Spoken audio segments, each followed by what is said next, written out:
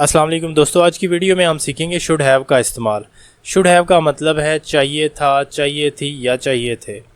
जब भी उर्दू फ़िक़रात के आखिर में आपके पास चाहिए था, चाहिए थी या चाहिए थे आता है तो आप शुड हैव का इस्तेमाल करते हैं। जैसे कि तुम्हें पार्टी में जाना चाहिए था, तुम्हें मुझे बताना चाहिए था या हमें तुम्हें बताना चाहिए था, तुम्हें इस चीज़ की ज़िम्मेदारी लेनी चाहिए थी। आपने देखा इन तीनों सेंटेंसेस के आखिर में चाहिए था, चाहिए थी या चाहिए थे आ रहा है। तो चलिए देखते हैं इस तरह के सेंटेंसेस का स्ट्रक्चर क्या होगा। सबसे पहले हम लगाएंगे सब्जेक्ट, उसके बाद शुड हैव के बाद हमने वर्ब की हमेशा इसके साथ थर्ड फॉर्म लगानी है और लास्ट पे हमारा आएगा ऑब्जेक्ट। सेंटेंस देखते हैं।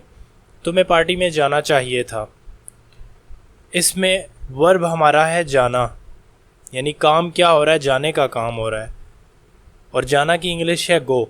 तो जब हम वर्ब की थर्ड फॉर्म लगाएंगे तो ये हमारा हो जाएगा गो, वेंट, गॉन।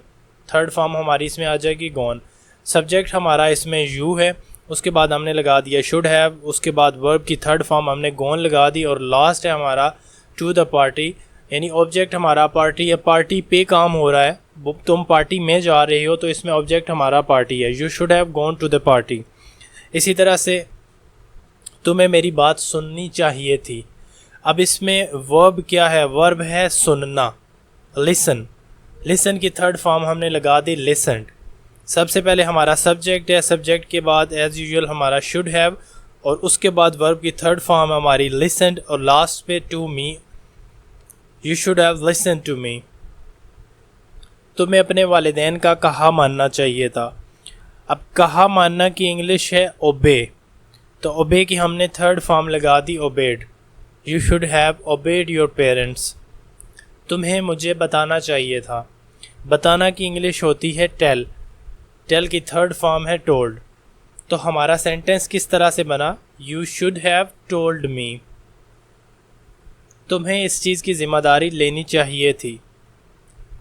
अब ज़िम्मेदारी को इंग्लिश में कहते हैं रिस्पॉन्सिबिलिटी और ज़िम्मेदारी लेना की इंग्लिश होती है टेक। तो टेक की थर्ड फॉर्म अगर हम लगाएं तो ये हो जाएगा taken. You should have taken responsibility for this. आपको कार ख़रीदनी चाहिए थी। ख़रीदने की इंग्लिश होती है बाय और बाय की अगर हम थर्ड फॉर्म लगाते हैं तो होता है bought. You should have bought the car. आपको माफ़ी मांगनी चाहिए थी। इसकी इंग्लिश क्या होगी, कमेंट करके बताइए।